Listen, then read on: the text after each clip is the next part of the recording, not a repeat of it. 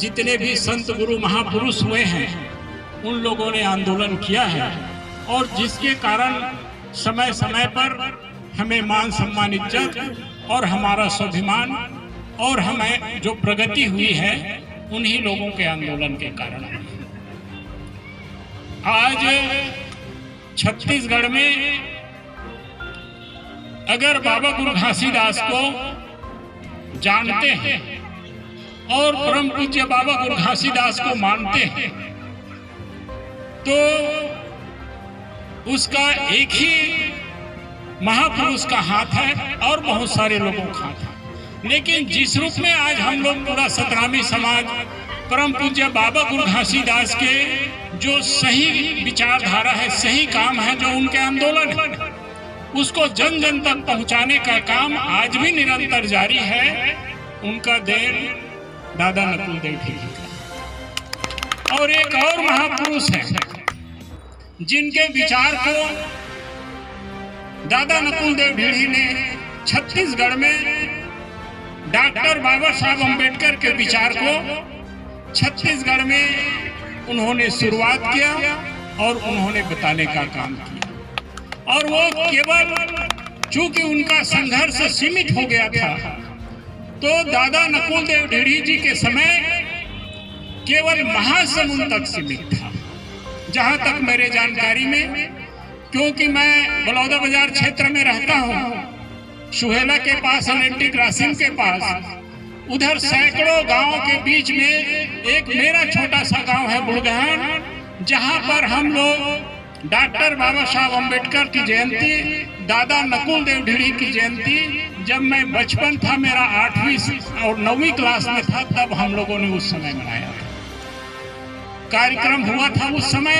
तो वो गांव, एक ही गांव, वो भी तिलासी से जुड़ा हुआ था हमारा गांव, और वहां से एक हमारे गांव में संत थे, उनके थ्रू फिर ये आंदोलन वहां तक पहुंचा। लेकिन ज्यादातर कहां तक? महासमुंद तक सीमित था। डॉक्टर बाबा साहब अम्बेडकर, दादा नकुल देव ढीढ़ी अगर नहीं होते तो ये तय था कि बाबा गुरु घासीदास के विचार जिस रूप में आज है और डॉक्टर बाबा साहब अम्बेडकर का विचार जिस रूप में महासमुंद में है, नहीं रह पाता। ऐसा मेरा मानना है। अब हमारे जो बुद्धिजीवी वर्ग के साथी हैं, उनसे मैं पूछना चाहता हूं कि क्या ऐसा लोग सोचते हैं कि नहीं, विचार खत्म नहीं हो सकता, विचार मर नहीं सकता, विचार मिट नहीं सकता? जहां तक अभी अधिकांशतः लोग ऐसा सोचते हैं कि नहीं सोचते? आप ऐसा बात करोगे, बाबा साहब का विचार कैसे मिट जाएगा, बाबा गुरु घासीदास कैसे मिट जाएंगे, ऐसा सोचते हैं।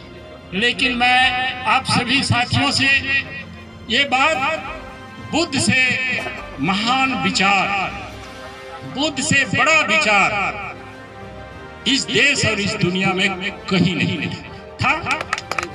बुद्ध से बड़ा विचार, बुद्ध से महान विचार, और इतना बृहद, पूरा भारत ही नहीं पूरा दुनिया में इतना महान विचार को, इतना महान आंदोलन को भारत में मिटा दिया गया।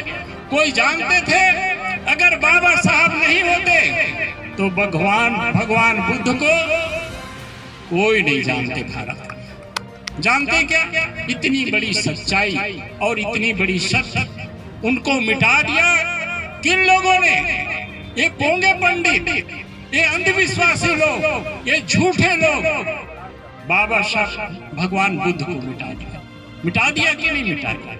उसके बाद अगर कोई महान पुरुष हुए हैं, संत रविदास हुए हैं, बाबा महान भगवान बुद्ध के बाद जो सबसे विचारक, सबसे क्रांतिकारी, सबसे सच बोलने वाला हुए तो संत रविदास हुए। लेकिन उसको भी भारत में मिटाया कि नहीं मिटाया? मिटा दिया गया। किसका बना दिया गया? एक चाम छीनने वाले मेहर का समा गुरु बना दिया, ताकि सारे लोग घृणा के दृष्टि से देख करके उनको भुला जाए उनके विचारधारा को। आप देखिए उनके विचार को पढ़ के, उनके पुस्तक को पढ़ के, उनकी कविताओं को, उनकी वाणियों को पढ़ कर। उसके बाद कबीर साहब हुए, कबीर साहब को भी मिटा दिया। इतना महान विचार। उन्होंने ना राजाओं को डरा, न राणाओं को डरा और न मुसलमान के राजाओं को डरा। जिसको भी बोलना था खड़ी भाषा में बोले, उसको भी भारत में मिटा दिया गया। उसके बाद अगर कहीं छत्तीसगढ़ में महान क्रांतिकारी बाबा गुरु घासीदास हुए, महान तपस्वी हुए, इतना बड़ा विचारक हुए। भगवान बुद्ध ने तो 5 नाम दिए थे, बाबा गुरु घासीदास ने तो 7 नाम दिए। भगवान बुद्ध का अष्टांगिक मार्ग भी बोलते हैं। लेकिन ऐसे विचार को भी छत्तीसगढ़ में अगर दादा नकुल देव ढीढ़ी नहीं होते तो कृष्ण जन्माष्टमी के दिन हमारे लोग कृष्ण की जयंती मनाते थे गुरु बालक दास के नाम से। गाना नहीं जानते थे गुरु बालक दास का, बाबा गुरु घासीदास को नहीं जानते थे, लेकिन जयंती जरूर मनाते थे गुरु बालक दास का। और गाना किसका गाते थे? कृष्ण का गाना। मेरा पिताजी पटेल थे गांव के, लेकिन उन्होंने भी, जब हम लोग पढ़े, वो भी पढ़े लिखे नहीं थे, लेकिन उन लोगों ने कृष्ण जन्माष्टमी के दिन गुरु बालक दास का जयंती मनाते थे, लेकिन नाम गुरु बालक दास का नहीं लेते थे। ये कहानी है।